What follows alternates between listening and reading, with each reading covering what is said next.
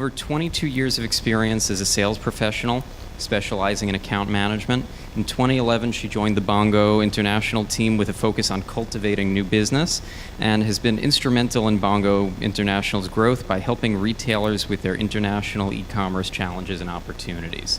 So as I'm sure many people in the room know, trying to deal with international fulfillment can be a huge challenge. It can be burdensome on your business. So we're going to hear a little bit about how we meet those challenges. Great. Thank you so much, Robert. Thank you for the entire RAND team for having us here today. Like you said, my name is Danielle Kesten. I'm with Bongo International. I'm a global account manager. We were just acquired by FedEx in December of 2014. And we're working through that integration process now, so we'll be relaunching here in the next few months. We're looking forward to that. So what we're going to be looking at today is hidden aspects of international enablement. So 8 years ago, we started a package forwarding company, a freight forwarding company, where we allowed international consumers to sign up for a US address. They would then use that address to shop on local websites here in the United States. They would sign up for that address, they would shop on these websites that didn't ship internationally, they would consolidate those packages in our location, and then we would ship them out to them to the 220 countries worldwide that we service. Back then, international online shopping was truly starting to grow. Our business launch was successful during a time when there was a downturn in the economy, but yet an increase in global demand. So fast forward to today, and we're truly involved in what's grown into a global marketplace. So how can we evolve e-commerce and uncover some of those hidden aspects that are challenging for international enablement? Sorry about that. So looking at the agenda, what I want to cover today are some of the following topics. We're going to take a deeper dive into localization through currency management, local payment options, and local site experience. We're also going to take a look at the operational challenges for product pricing, international logistics, and the dropship complexities that are part of that. And then we'll look at compliance, because of course export regulations, documentation, and prohibited goods are difficult to navigate. And then we'll end the session by what I think are some of the best practices within the marketplace. So let's take a look at the global economy. What you're seeing here is internet retailer, almost half of the global web consumers will purchase cross borders in 2020. So what's even more exciting is that predicted growth that we're going to be seeing. In 2013, e-commerce sales reached $1.2 trillion. According to eMarketer's forecast, the global e-commerce market is going to grow in upwards of $2.4 trillion by 2018. So there's a lot of business out there that we need to concentrate on. Looking at the forecast, you can see North America and the APAC regions are dominating the world e-commerce markets. These regions are making up over 50% of the expected B2C. Now there's always going to be factors impacting that growth, whether it's dynamic currency or changes in the global economic landscape. All those play a factor. So you want to think about how much retail has changed over the course of the last 10 to 15 years. So originally you would have a store, the customers would come to your store, but they do their research online. That changed quite a bit. Now, today's retailers have to be in competition with not only locally, but also in country. So right, if you have your store in California, you're trying to transact with a customer in New York, you're not only worried about price, but also customer service. So they're doing their research, they're going online, they're purchasing from your site. Moving forward, and it's already happening today, that same store in California is now competing with a store in China. So how do you do that? How can you take your business as it is today and be successful in an ever-growing marketplace? So there are 4 ways that we typically see retailers approaching the expanding international. You can work with a third party like Bongo. We help merchants expand globally. Their cross-border solutions we provide include things like international shipping, landed cost calculations, fraud management, payment solutions, and so on. Basically, we're mitigating that risk for you. So we're taking that off your plate, and we're doing everything for you. Now, the second thing is you can develop your own site. And a lot of merchants are doing this these days, but it takes a lot of dedication and resources. So you have to think through all of these ways to go cross-border. You can develop a local site, a domain which handles fulfillment within country. This involves setting up distribution agreements, knowing what the inventory that you need to have within that country, but also setting up those overseas entities. So it becomes, again, very challenging and time-consuming. or you can list your products on an online marketplace. If you do this, you're typically giving up a portion of your sale, but you're also gaining that market share of different countries that you wouldn't be able to reach on your own. In any case, we need to address 3 key areas to achieve market penetration. How are you going to localize your site? That's one. The second is, how are you going to overcome those operational challenges? And then how are you going to stay compliant?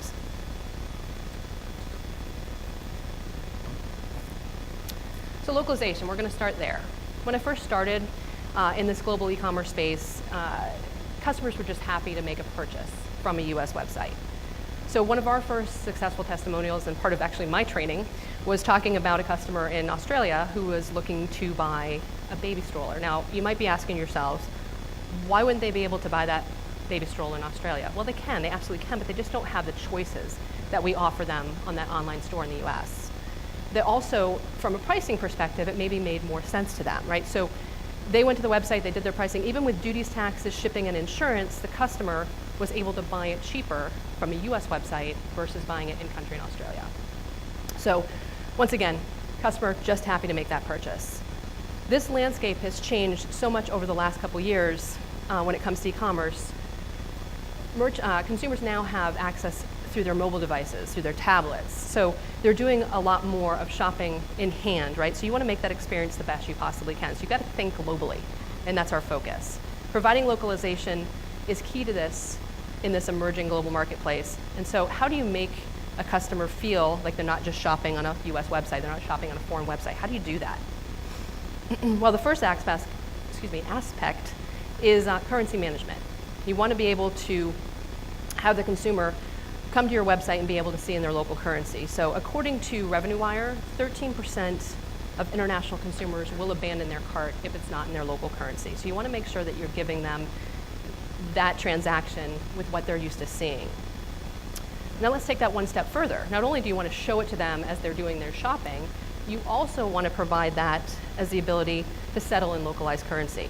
So, for example, I'm a customer, I'm in Italy, I'm shopping on your website, I see the product in euro, but I get to the actual checkout page and now it's in US dollar. There's going to be additional fees that come along with that for that consumer to transact on their credit card. So by providing that local currency, you absolutely provide a better customer experience to your consumer. Now next, how do you keep up to date with that currency exchange rate? That's another challenge for most merchants. You absolutely can reach out to your payment processor and they can do that for you. Another hidden aspect is providing local payment options. So this is a question I always ask. How many payment options are you offering your consumers today? Is it just Visa, MasterCard, American Express? Anyone?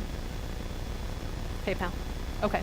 Right, so all of those are great, but also internationally what you'll find is different payment options that they're used to paying for, or paying with. So for instance, in the Netherlands, there's a card called Ideal. So even though a third of the population utilizes a credit card, 98% of them have a bank account and they prefer to use this card called Ideal, which is more of a direct debit system.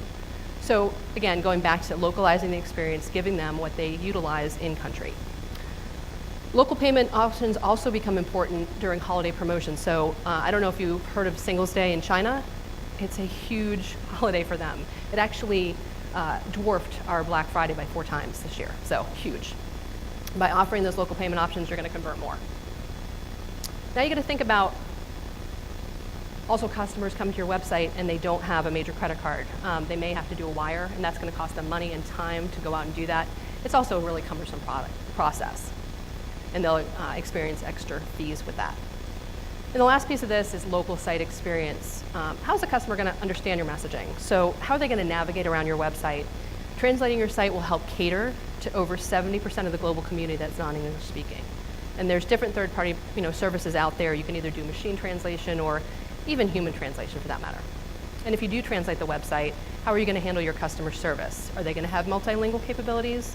Are you going to outsource that? These are all the complexities that come along with international transactions. Now we're going to talk about operational challenges. I can stand up here and rattle off this question, but if you truly look at it, if you have a website, you all have different business models. Each and every retailer has a different pricing strategy, you all have different cost structures, and unique supply chains. So what I can do for you is I can provide some insight into what we've seen in the marketplace. starting with product pricing. I've had some retailers talk to me on the phone and say, my products are never going to sell overseas. Well, I understand that it's complex when you start to look at it, but in reality, you don't need to make that decision for the consumer. Let them make that decision. Offer your products, let them decide if they're going to buy those products. Even though it might be higher with duties and taxes, it could be lower with the shipping cost overall, like that example of that stroller going to that Australian customer. We've seen refrigerators sold to Peru. We've seen households of furniture sold to the Middle East. 14-foot kayak to Japan. And just recently, I went out to the warehouse. We had a 20-foot Christmas tree that was sent to Dubai. It was huge. It had, I think, 25 boxes that were out in the warehouse. Pretty exciting. Another component of product pricing is the geographic pricing structure. So you may have one market that you have premium pricing in and another market where you need to be a little bit more competitive. That's called omni pricing structure, and absolutely a lot of merchants subscribe to that method. You got to keep in mind also that an international consumer might not be used to seeing what we see in the States, right? So $59.99, what might be normal to you and I, but someone in the euro, that translates to like $54.39. It's not a very good process. It's very awkward for them. So be sure to round that pricing for your consumer. And you also want to display a landed cost calculation. And I say this because you never want any surprises for the international consumer. So you want them to transact and be completely done. So you want to provide duties, taxes, shipping, and insurance all in a nice package when they check out, so there's no surprises upon delivery.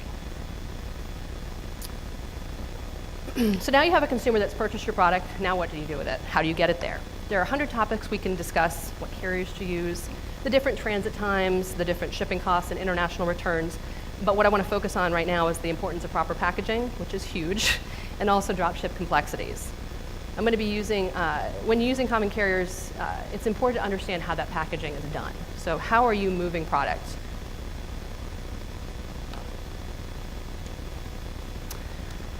Many retailers are familiar with some shipping domestically. So for instance, you know that dimensional weight versus actual weight, but domestically you're not charged on that, when internationally you are. So we're either going to charge on actual weight or dimensional weight, whatever's greater.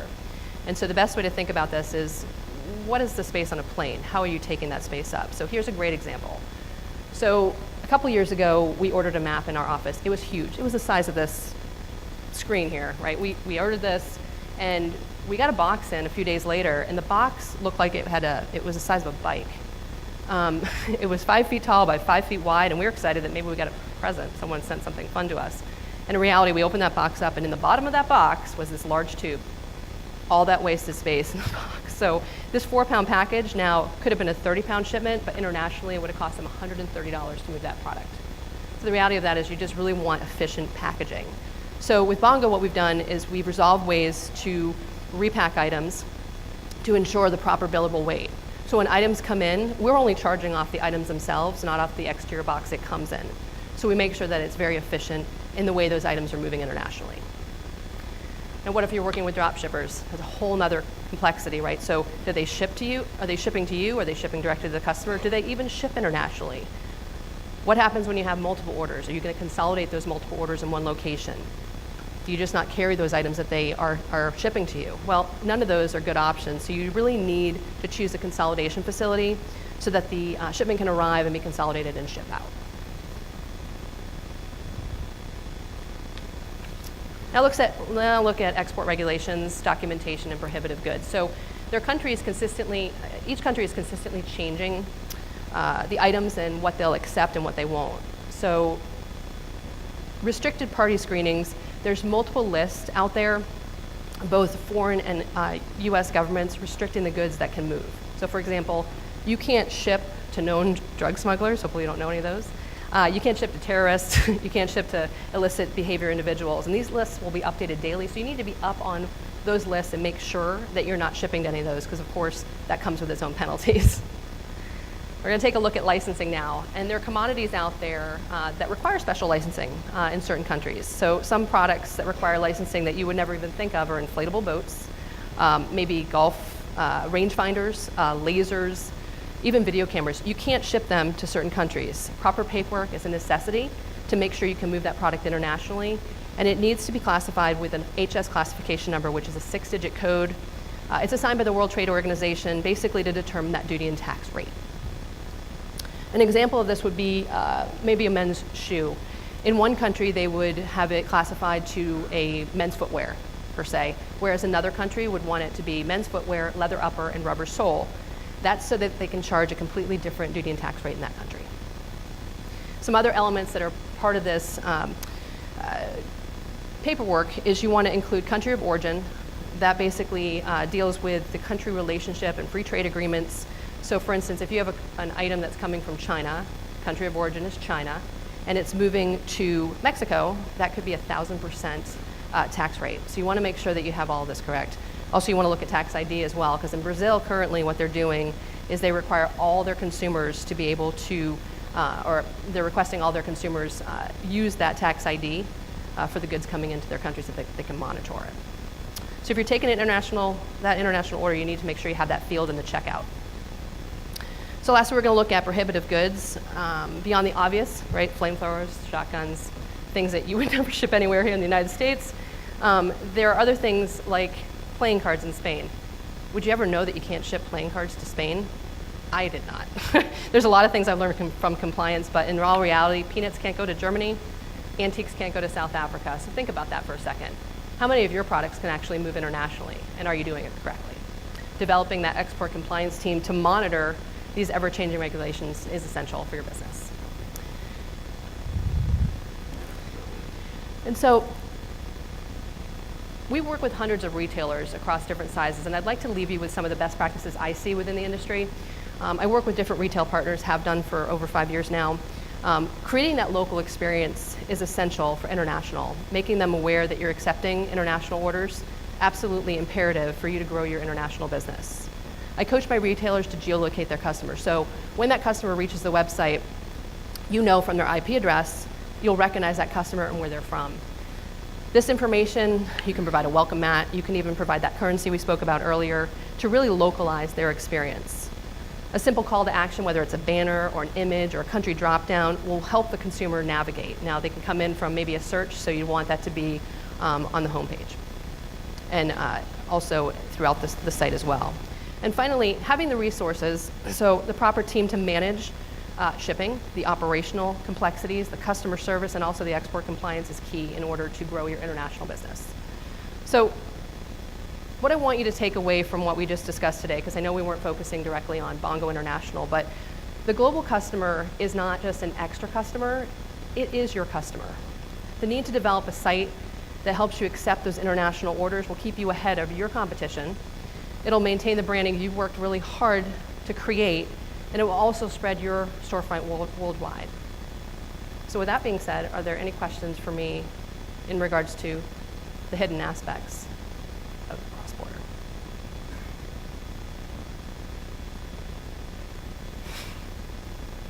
Come out and see me outside, because I can be happy to walk you through any of the questions that you may have. Well, thank you.